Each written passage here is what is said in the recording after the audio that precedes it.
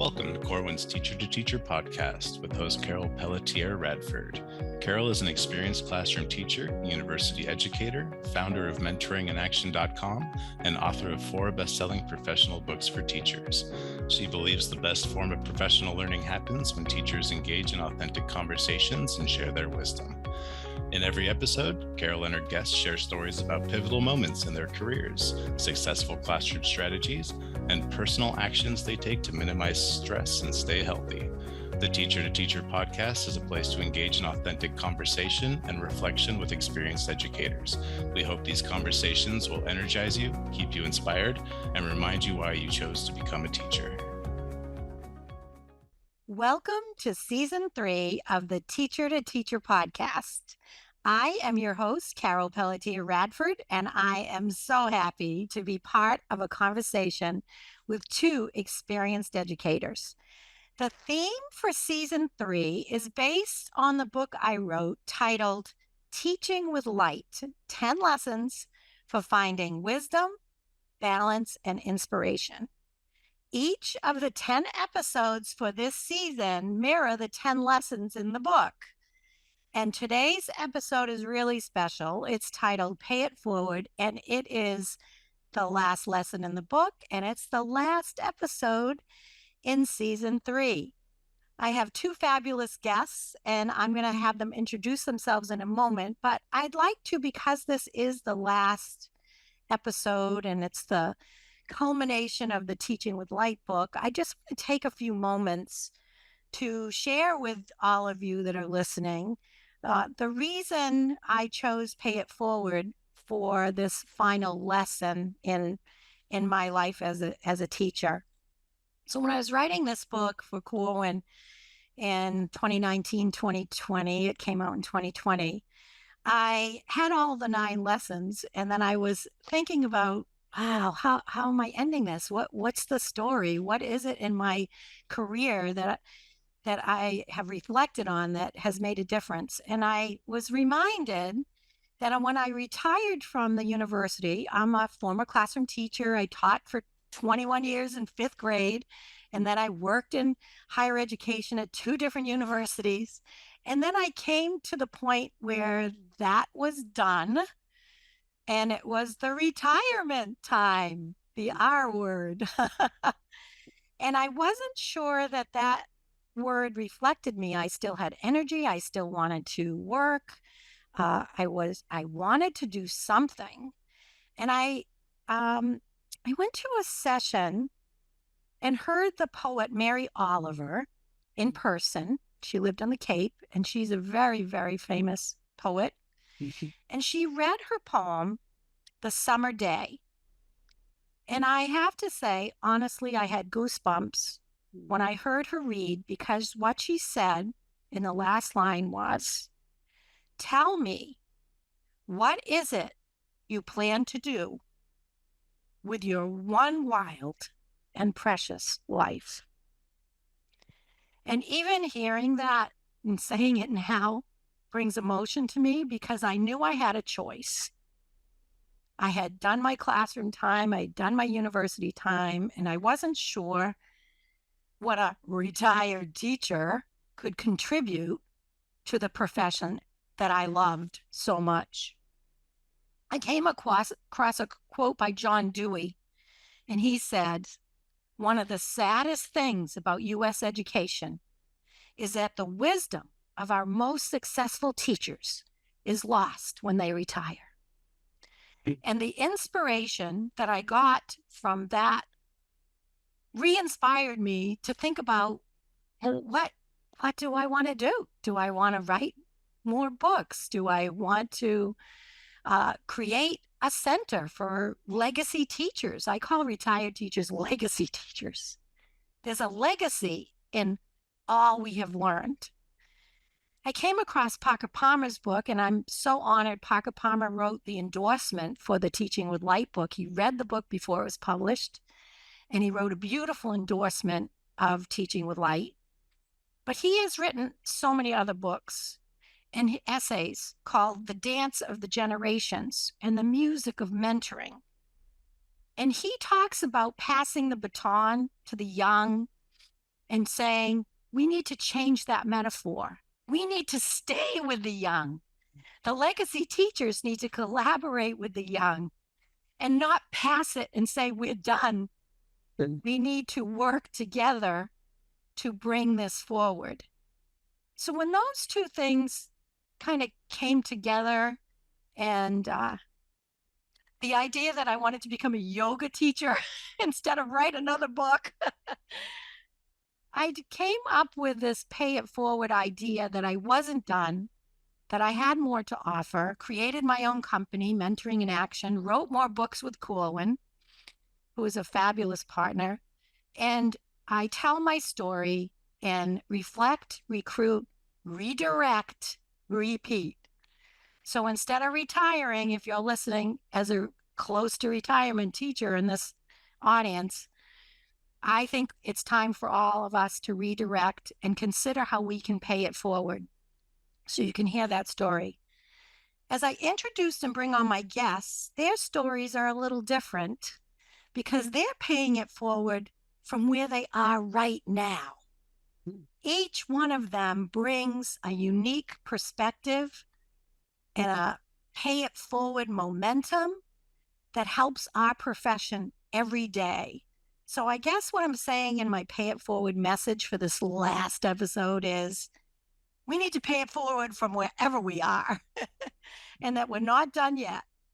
So let's begin our conversation by having our guests introduce themselves. So Larry, I turn to you first. Tell us who you are, where you're teaching, and what else you're doing besides teaching to pay it forward. Well, Larry Ferlazzo. I have been a teacher at Luther Burbank High School in Sacramento for the past 22 years. And I teach both English language learners and English proficient students, and English, social studies, and international baccalaureate classes. And I've written or edited 13 books related to education, and also am a teacher advice columnist for Education Week. And we do need teacher advice. So thank you, Larry. And I am honored to have been selected for several of your Ed Week blogs. And it always has been a challenge to try to get my message into 600 words or less. so I've appreciated your contributions. Oh, thank you so much. And Sonja, our other guest for today, please share your teaching journey and what you're up to now. Yes, certainly. I'm Sonja Hollins-Alexander, and I have been on this professional journey as an educator for the past 30 years. I actually entered into education as a school social worker. So one of the things that I know about myself is I always want to be an advocate at heart. But what I realized as a school social worker is there were other spaces that I could be in to demonstrate that advocacy, and the classroom was one of them. And so I had the opportunity to be a middle grades English language arts teacher and work with some of the most amazing students ever.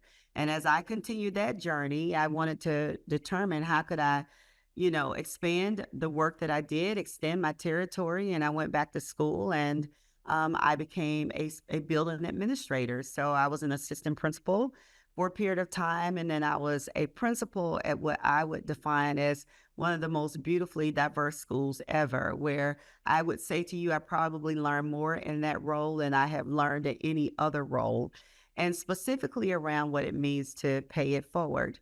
After doing that work, I went on to the district office because I felt a heart for educators, and I really wanted to spend more time developing them. And so I transitioned into a position as the director of professional learning. And so my hope in that role was that I would be able to provide educators with developmental opportunities so that they could be their very best when they're in front of the students that I love to advocate for.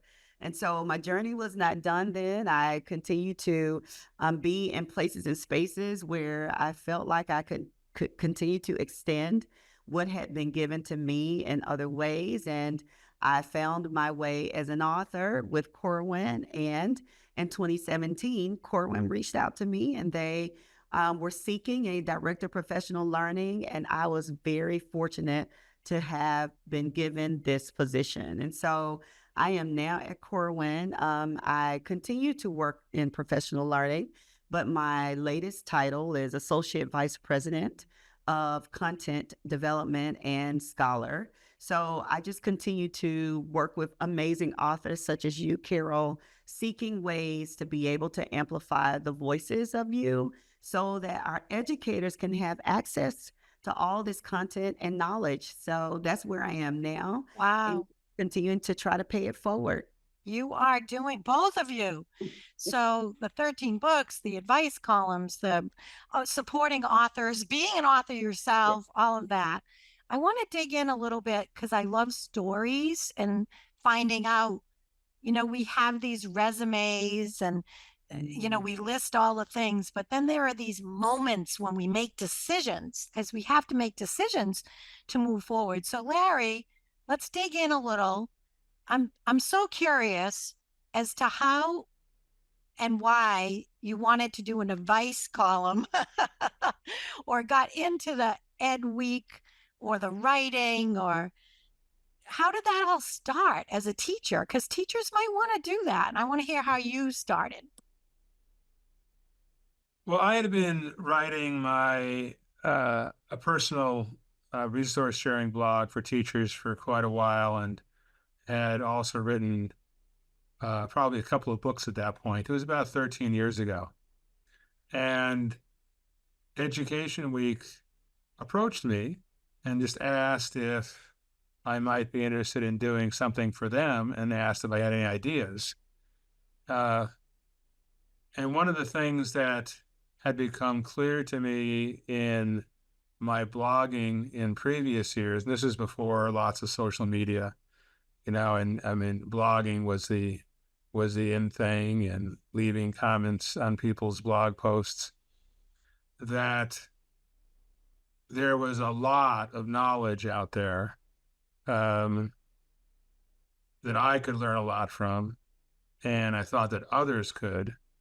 So I approached the idea of doing a teacher advice column, but a little different, that instead of me just doing all the writing in response to questions, that tapping into the wealth of knowledge of teachers throughout the country would be a great opportunity for everyone, where everybody gets a chance to pay it forward, to write an answer, and because I think there's a lot of stuff that's written about education that is not necessarily written by people who are that closely connected to schools. Bravo. Thank you for saying that. Yeah. Yes. The listeners are all going, yes, yes, yes. We want teacher advice. So to have teacher advice that is grounded in the day-to-day experience of the classroom would be a great opportunity for me and others to learn from. And I love that story. And you said yes, Larry. You said yes. You could have said, I'm doing too much. I'm already overwhelmed in my classroom, because a lot of us that work with teachers, they're busy, and to reach out. But you chose to say yes, and you designed it the way you want. I love that you included other voices. Sonja, what do you think of this idea? Have you submitted? Have you submitted to him yet? No, but I'm hoping that Larry and I can connect after. Yeah, I'd love to Yes. get your all right. your wisdom into Ed Week. Oh, you have to get it in early too, Sonja. I have to write it like 6 months ahead. He's very, very organized. Awesome, Larry. So what did you like about what Larry just said? Oh, wow. First of all, you probably, I don't know if you could feel just my appreciation, Larry, for the ways in which you have made room for educators. And as I listened to you, I thought about myself when I was in K-12 and things that I wanted to be able to share, and my hope that whatever I had to share, that somebody wanted to listen. And so to know that you have created a space to elevate the voices of educators is just phenomenal. And for me personally, when I was, in that first space of writing my book, Larry, I will tell you, I was terrified. I didn't think that anybody would want to hear my ideas. I didn't know that I had the credentials, so to speak, to be able to share with others what I had to say. And so having people such as you create these spaces for educators is a real yay rah moment. Like, I just feel so excited. And to your point, I'm trying to do something similar. I did eventually get enough courage to write that book, my first one in 2013. And the exciting part is since then, I've been able to do 2 additional ones for a girl who didn't even think that she could write one. And so there's so many opportunities and specifically so many needs for us to hear the voices of educators, those who are in the trenches, those who are doing the work, those who have the experiences that they need to share with others to be able to pay it forward. So I'm excited about the work that you do, and I can totally resonate with the space of reward that, that continues to give those of us who are getting on up there in our career, and we have an opportunity to support and bring others along. Yes, thank you. So, what I'm hearing from both of you, it relates to my original message, John Dewey. If you want to go back, it's like capturing that wisdom. So, because Larry said yes to the opportunity, and Sonja said yes to Corwin, to taking on a leadership role, and I said yes to starting my own business, to not give up and say I'm retiring on the beach, although I do like going to the beach sometimes. um, we we are offering that space. I like the way you said that, Sonja. So as for listeners, someone could reach out to you, Sonja, if they have an idea for a book, right? Yes, that would be. And maybe a first step is they could reach out to Larry if they want to, have a message for a blog. And I know Larry has lots of themes and going forward. So we'll make sure we put that in the notes, because I want to encourage the listeners to think about what way do they want to pay it forward for education. That's a reflective question that we as a profession need to take very seriously right now. We can't just quit and leave the classroom and say, I'm done. Yeah. It's that wisdom has to be captured somehow. I don't know, Larry, what do you think about what I'm saying? Well, I would welcome teachers who are interested in contributing short responses to EdWeek questions to contact me. There's Okay. and many people, I mean, over the years, probably over 1,200 educators have contributed responses to the EdWeek column. And I know for many, it has been the first time it's been, their writing's been published. Quite a few have used it as stepping stones for longer articles and even books. So it's a great opportunity for exposure as well as paying it forward. It's similar to, I think, in motivation, right? It's not a question of just intrinsic or extrinsic. A lot of stuff can be both. People, I'm interested in writing the book. The book doesn't hurt to get royalty payments either. Yes. Paying it forward is great. You can help a lot of people, but you can also help yourself. Right. Yes. I think you mentioned that you do a lot of this for your self-improvement. Say a little bit about that. How doing all this extra work, reading 28,000 email, how does this help you, Larry? Well, clearly, just as we tell students, writing helps one's thinking process too, and that's a universal. And when I have to write about how I'm teaching, it helps me refine my ideas and to reflect on what I might want to do differently or better. And certainly reading what other educators have written provides grist for me as well. And I certainly get lots of ideas that I borrow, and when I borrow, I make sure that I try to give credit. And certainly if I borrow people's ideas for books, I will never do it without asking them for permission to include it, even if it's not required copyright-wise. I think that's just basic courtesy.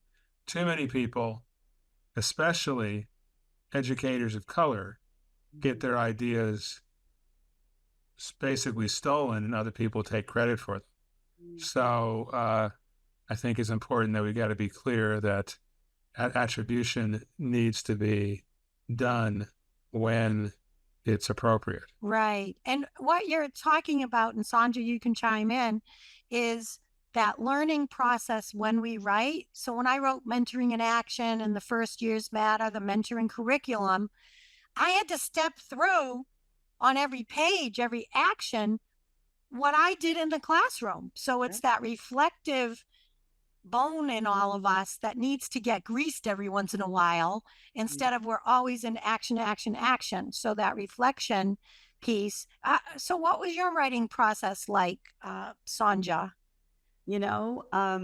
So my first book, which was in 2013, it really was a way for me to begin to consider what would be my next steps around virtual learning communities and what would I need to do to be successful. So it was involved in the research that I needed to do as an educator to just improve upon my own practice. And I would, continue to see the results that were successful and write them down and share them with others. My second book, which is Collective Equity, I actually co-authored with a colleague. And that process was really just powerful because we wrote that book during the pandemic, and we would spend evenings on the phone just talking about the impact to us individually, to our communities, and what that meant. And it would take us back to when we were in schools and we were both building leaders, and the ways in which we tried to make sure that people were affirmed and felt like they belonged and included. And so those conversations really became us stepping through what might this look like if we share it out with others who we believed were obviously going through similar or the same challenges and changes that we were experiencing. And better yet, when those kids returned back, after the pandemic that actually impacted us so greatly, what would those educators need to be able to move forward in a positive direction? And so just the name of the book, Collective Equity, is about how do we lean into each other and support each other as a collective to set goals that then we can execute on and have that efficacy to see that success and create equitable opportunities for students. Yes. There's a lot. And we're going to talk about your new book at the closing of the podcast because I want to have a celebration around that. But let's since you're talking about your books, this is the practical part of the podcast where teachers are like, okay, I'm going to get a strategy. I'm going to get something. We build on our stories, and then we all as teachers, we want to use something. What can I use? So from those books, from your experience of writing, is there something, part of your message, a takeaway that our listeners can take with them as they continue to work with their kids or work with teachers or their mentors or whatever? What do you want to share with us? Yeah, Sonja, I'll have you go first, and then I'm going to have Larry share some of his practical tidbits, if you will. Like, what's a message? Can I just make a quick comment about something that Sonja said? And she was talking about working with a co-author. And I've written books on my own. I've written them with co-authors. And I got to say, if someone's going to write a book, it's a lot more fun if you've got a co-author who you choose. not like a Yes. shotgun marriage. Yes. That Yes. I mean, that's sort of like a shotgun marriage if Oh, you're co-teaching a class. Doesn't work. right. Right. But if you can find somebody who shares your perspective and you feel comfortable with, it'll just be much less of a grind. Yes. Yes. Uh, Yes. so Thank you for I just wanted saying to make that. that. All right. So let's talk about that for a second and then back to Sonja for some practical advice or strategy. The co-author thing, Mm, I've done both, it's hard to work with another person if you're not like-minded. So I'm glad that Larry pointed it out. It's still a good process, but I did have a shotgun wedding with two co-authors once, different publisher, not Corwin, and it was hard. It was a grind. So the listeners, pick your partner, and even could they do a co-authored blog submission to if somebody wanted to get started?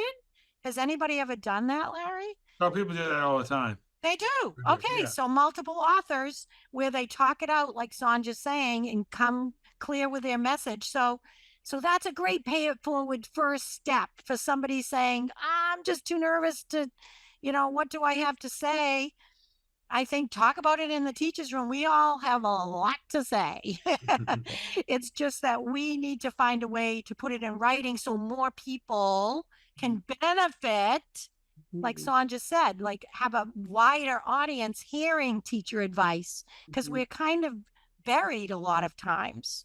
All right, Sonja, back to you. Respond or Yeah. practical idea? What do you think?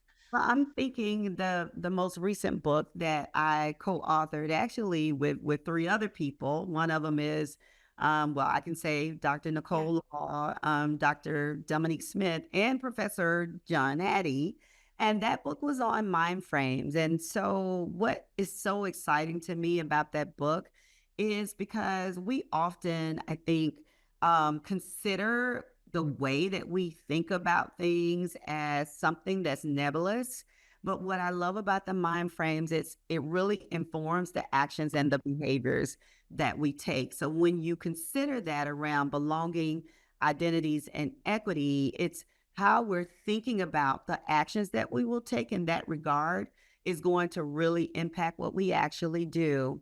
And that my advice to people is as you are working with diverse cultures and just considering all of the beauty that comes into your classrooms, because we all come with a multitude of differences, begin to think about the ways in which you need to be as a person. What are your beliefs and how will they inform your actions? And although there are multiple books out there around strategies and ways to be responsive, the way that we think about our work with students and who we are from the heart is always going to inform our actions. And so this book really breaks down 10 mind frames and ways to consider what that can look like. So my advice is don't not consider that your thoughts and what you are considering is not important. It is so important to them what you choose to do in the future, and particularly when it comes to equity, inclusion, and belonging. I love that. It sounds like a blog that might need to be submitted to Larry at some point in time.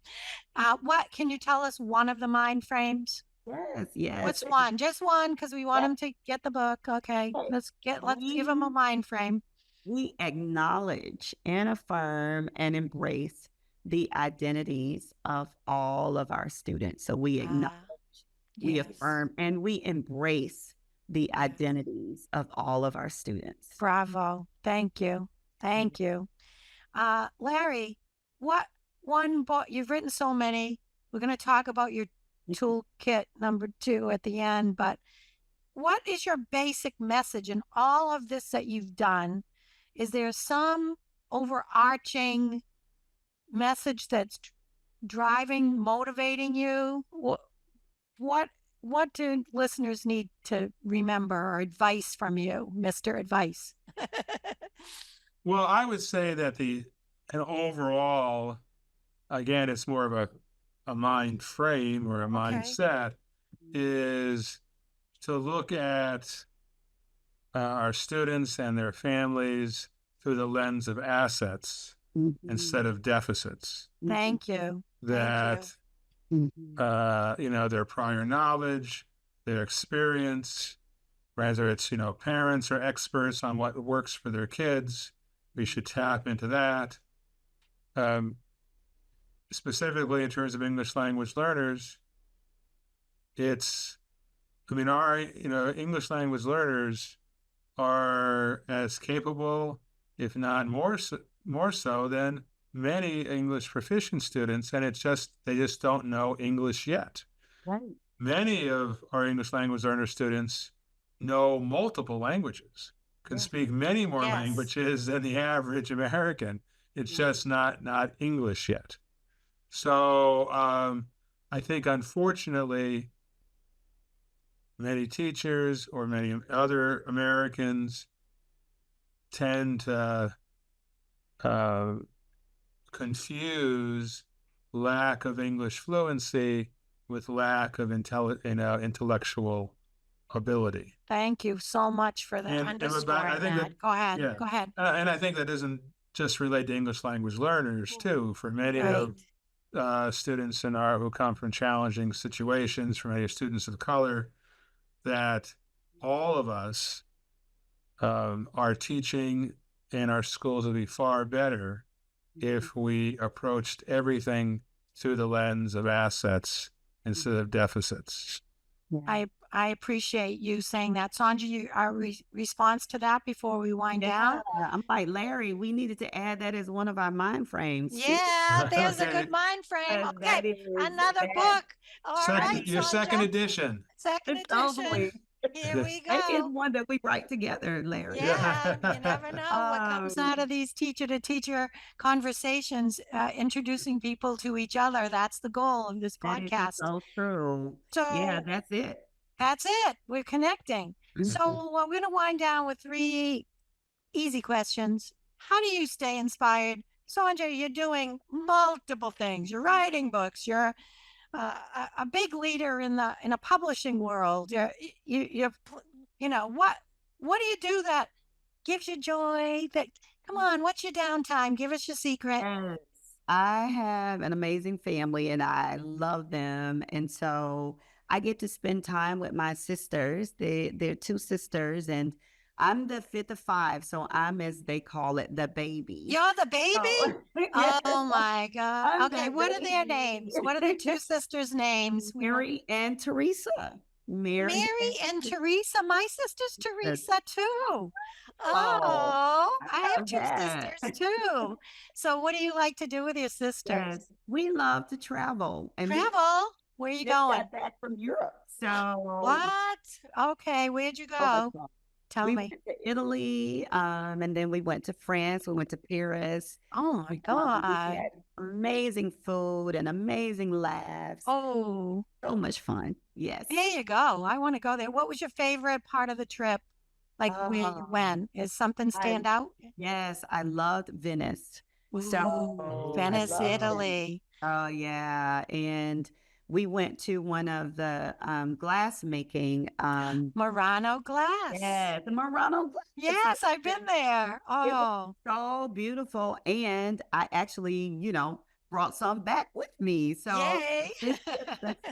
and yeah, that art is so amazing. But we love that, and just Venice and the boats and the gondola, like it was great. So we need to find, so what I'm hearing from you, for the listeners, we're in Pay It Forward. Pay It Forward doesn't have to be total drudgery, that I'm adding more work. Yes, we are doing things. We're trying to get our message, but hey, we can have fun with our sisters or friends, finding that inspirational moment to just, chill or just enjoy life. We're humans. So, Larry, what do you do to stay inspired, motivated, keep reading 28,000 blog entries? What do you do? Well, first, it's a big asset to have a very supportive spouse who does a lot of stuff. So I'm able to have time to do those things.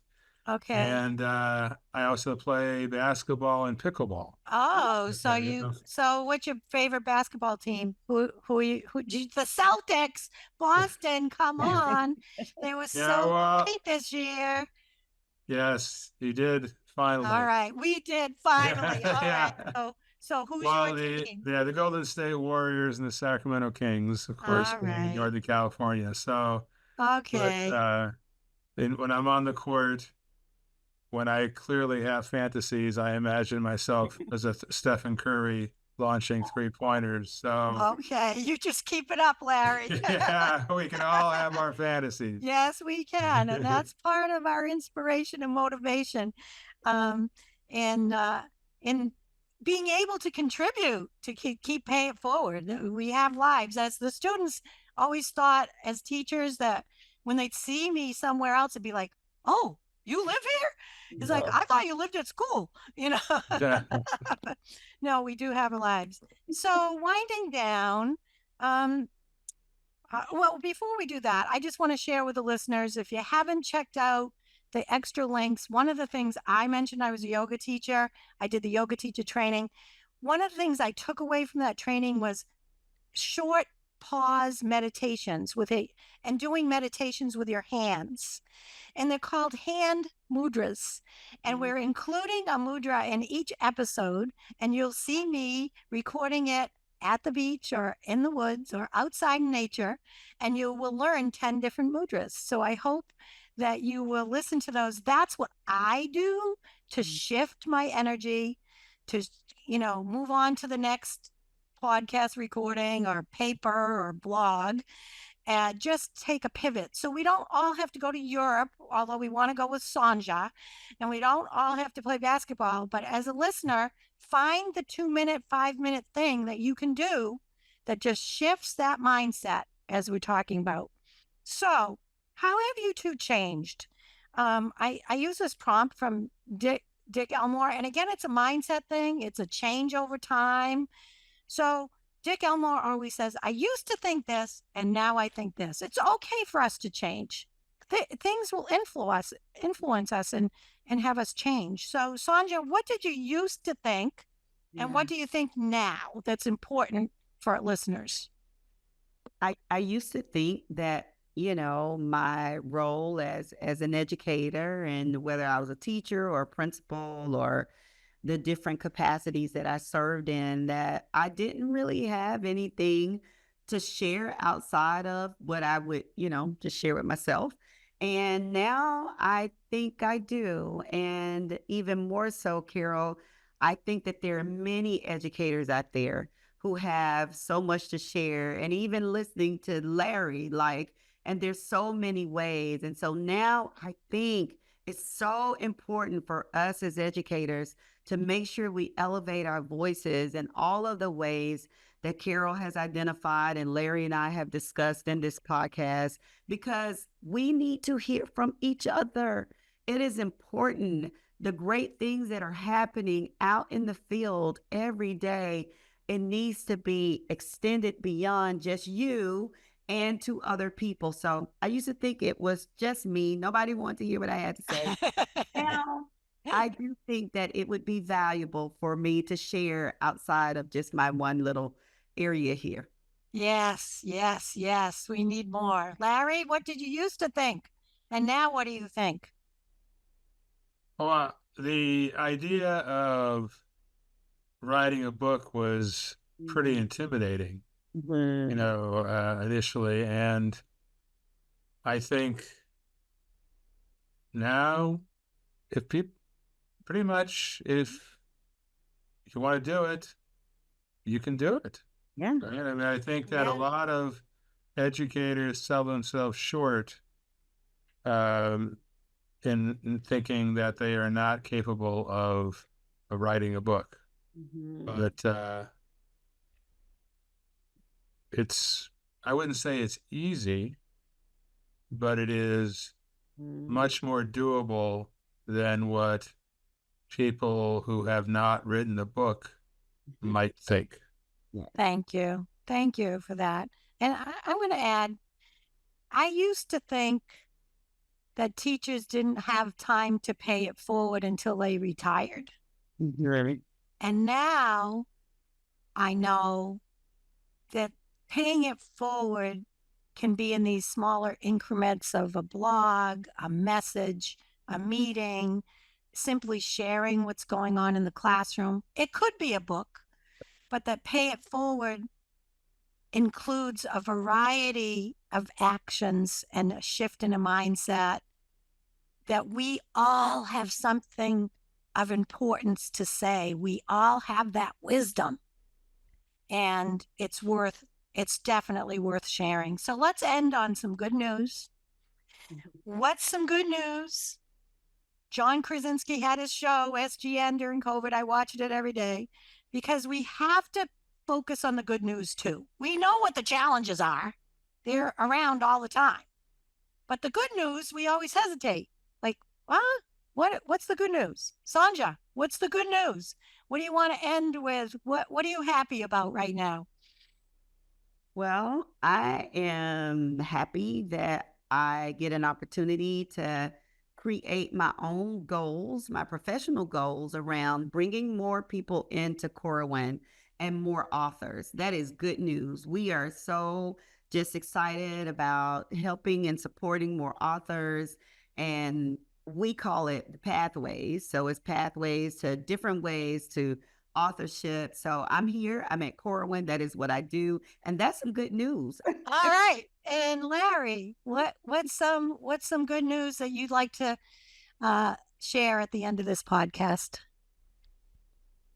Well, I think one piece of good news, and it's fairly narrow, is it's a great deal of relief that we're submitting the final manuscript for the ELL Teachers Toolbox 2.0 on Friday.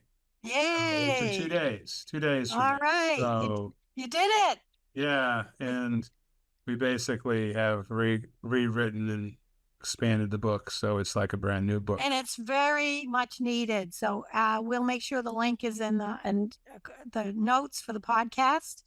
And I want to thank both of you for making the time, making this last episode so extraordinary. Pay It Forward is the one closest to my heart. It redirects energy and brings the positive celebration to the work as teachers. I love teachers. And I want to thank our listeners for tuning into this series. Listen to all the episodes.